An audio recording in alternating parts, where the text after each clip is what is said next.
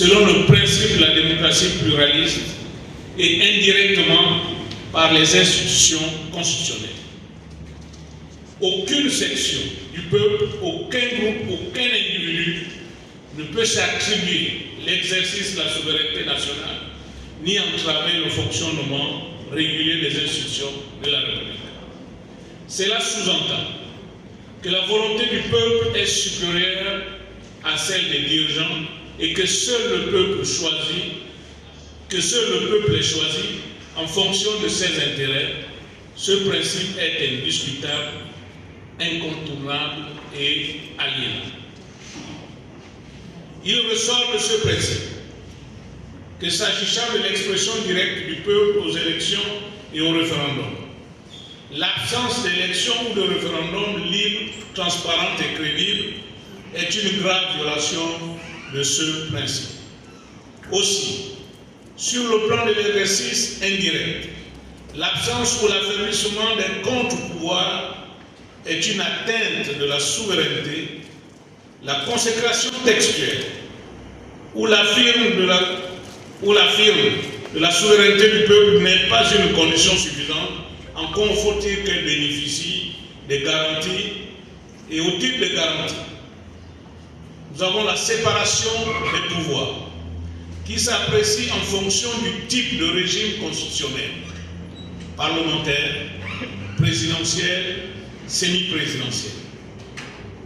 Mesdames et messieurs, étant entendu que le pouvoir exécutif de transition, auteur de ce projet de constitution, a décidé d'un régime présidentiel, il devient nécessaire d'apprécier la séparation des pouvoirs à la lumière du régime présidentiel.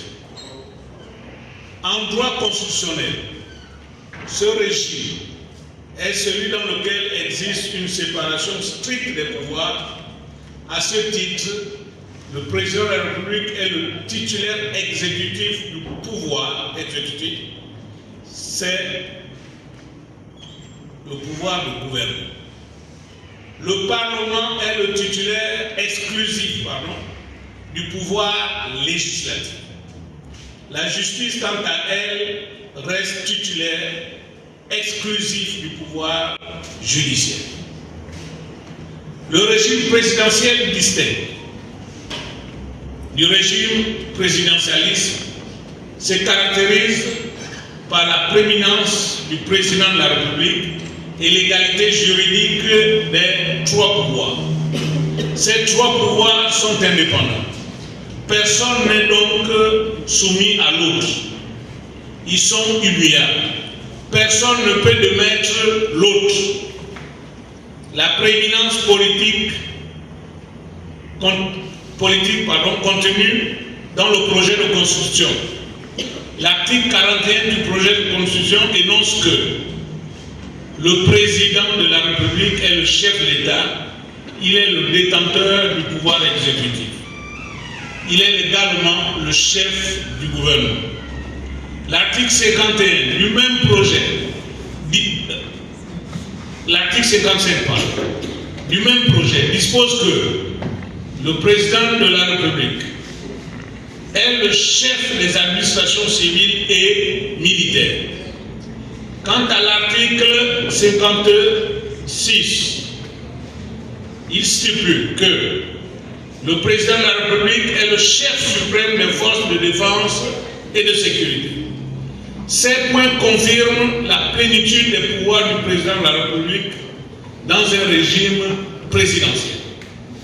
Au sujet de l'égalité juridique ou l'indépendance des pouvoirs, le président de la République ne dépend pas du pouvoir législatif. À l'état actuel du projet de constitution, il y a une indépendance organique, mais il n'y a aucune indépendance formelle. Cela se fait clairement ressentir dans le rapport entre le président de la République et le Parlement. Le président de la République est clairement indépendant, ce qui se caractérise par l'irresponsabilité politique devant le Parlement et son pouvoir exécutif lors des différentes nominations au sein du pouvoir exécutif. Nous n'affirmons pas la même chose pour le Parlement qui manque d'indépendance. Celui-ci peut se faire dissoudre par le président. Le président de la République peut, après consultation des présidents des deux chambres, c'est ce que l'article dit, les deux chambres du Parlement et avis de la Cour constitutionnelle, prononcer la dissolution de l'Assemblée nationale, indique donc l'article 62. Les consultations ne sont que des dispositions de courtoisie. Constitution lors du référendum. Ensemble, faisons entendre notre non-objectif. Ensemble, défendons une constitution qui reflète nos valeurs, qui renforce la démocratie et garantit un avenir juste et équitable pour nous tous. Ce combat est de notre responsabilité, de nous assurer que l'histoire retiendra notre engagement pour un pays où chaque citoyen a sa place et où les pouvoirs sont équilibrés. Seule la lutte libère. La Constitution de 1991. Donc si le non remporte, mais on revient à la case départ. La transition va toujours continuer. N'oublie pas que le dialogue avait donné un an supplémentaire, la possibilité d'un an. Ce sont les conclusions du dialogue. Le président, je suppose, le CTRI, ils prendront acte que cette constitution a été rejetée à cause peut-être de 5 ou 6 ou 8 articles, mais très rapidement, ces articles, si nous tombons tous d'accord sur ces points-là, ben, on repart au référendum et ce sera un oui 100%. Donc il n'y a pas de risque de chaos ou de quoi que ce soit. Au cas où le non remporterait. Donc sur ça, je crois qu'il n'y a pas trop d'inquiétude. Maintenant, sur le gaspillage d'argent, c'est-à-dire qu'on aurait pu se passer de ce référendum. Bon, là je prends ça sur moi parce qu'à ma conférence de presse, c'est une proposition qui avait été faite. Vous vous souviendrez, début octobre, j'avais dit quoi? J'ai dit la constitution là divise les Gabonais. C'est pas bon parce que ça divise les Gabonais. On peut d'abord mettre pause. Pause veut dire quoi? Eh bien, nous sommes régis par la constitution de 91, nous avons la charte, on peut aller aux élections présidentielles avec la constitution de 91 qui va bouger. On peut aller aux élections législatives et locales avec les 91.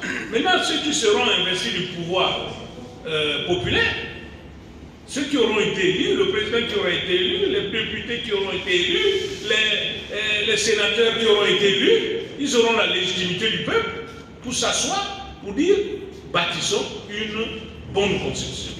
C'était une possibilité, et je crois qu'on aurait dû penser moins. Mais qu'à cela ne tienne, la machine est lancée. Nous sommes là pour annoncer notre sortie, pour dire qu'aujourd'hui nous représentons, comme l'a dit le rapporteur général, nous représentons une vingtaine d'organisations de la société civile, des partis politiques, des personnalités qui sont pour le non. Nous n'avons pas de moyens, certes financiers, je veux dire, mais nous ferons le maximum et nous comptons sur vous, la presse, pour relayer l'information jusqu'au plus profond du Gabon, jusqu'à Monengui Binza et même au-delà.